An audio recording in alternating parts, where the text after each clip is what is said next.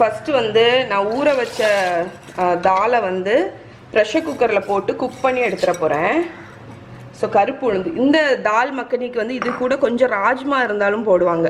So நீங்கள் வேணுன்னா போட்டுக்கலாம். பட் நான் வந்து இன்றைக்கி தால் இதில் பண்ணுறேன். ஸோ இதை வந்து ஒரு 5-6 விசில் விட்டு எடுத்துருவோம். ஓகே.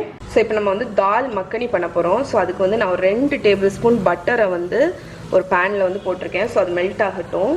ஸோ இதுக்கு வந்து ஷாஹி ஜீரா 1 டீஸ்பூன் ஷாஹி ஜீரா வச்சுருக்கேன். ஷாஹி ஜீரானா கருப்பு கலரில் ஒரு ஜீரா இருக்கும்ல அது. அப்புறம் 2 பீஸ் பட்டை. ஸோ பட்டரில் வந்து எல்லாமே ஃப்ரை ஆனோன்னா ஒரு ஆனியன் வந்து பொடிசாக கட் பண்ணி வச்சுருக்கேன், அதை ஆட் பண்ணிக்கோங்க. ஒரு பச்சை மிளகா,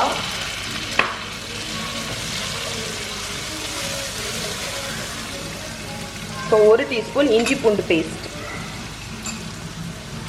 ஸோ இப்போ இதை வந்து ஒரு 2-3 மினிட்ஸ்க்கு நல்ல அந்த பட்டரில் வந்து சாட்டே பண்ணிடுங்க. ஸோ இப்போ வந்து நம்ம ஆனியன் நல்ல கோல்டன் ப்ரௌன் ஆகிடுச்சு. இப்போ நான் வந்து 2 தக்காளி, அரைச்ச தக்காளி போடுறேன். ஸோ ஒரு பெரிய வெங்காயம், 2 தக்காளி. ஓகே. ஸோ நம்மளோட வெங்காயம் தக்காளி எல்லாமே நல்லா வதங்கியாச்சு அந்த பட்டரில்.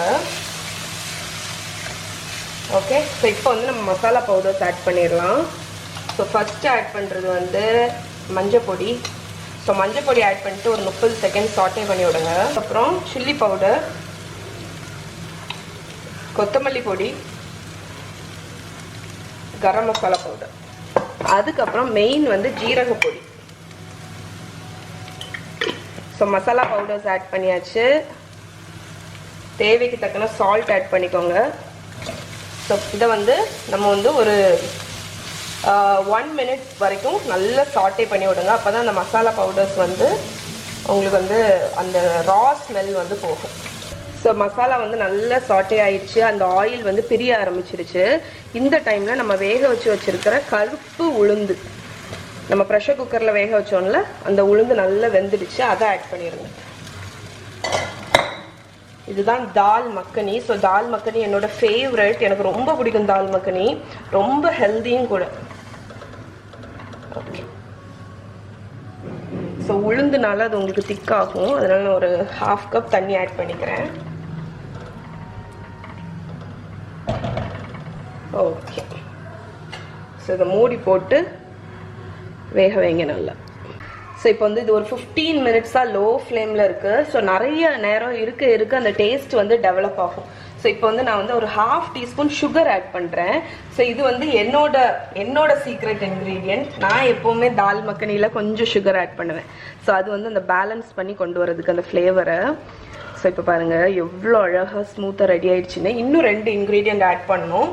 ஒன்று வந்து கசூரி மேத்தி. ஸோ கசூரி மேத்தின்னா என்னென்னா காஞ்ச வெந்தயக்கீரை இலை. ஓகே. ஸோ இதுதான் இந்த நார்த் இந்தியன் டிஷ்ஷுக்கெல்லாம் அந்த யூனிக் ஃப்ளேவர் கொடுக்கும். அதை ஆட் பண்ணோடனே உங்களுக்கு அந்த வாசனையே மாறும். ஓகே. ஸோ இப்போ இதில் ஆட் பண்ண போகிற லாஸ்ட் இன்க்ரீடியன்ட், ஆனால் வந்து ரொம்ப இம்பார்ட்டண்ட் வந்து க்ரீமு.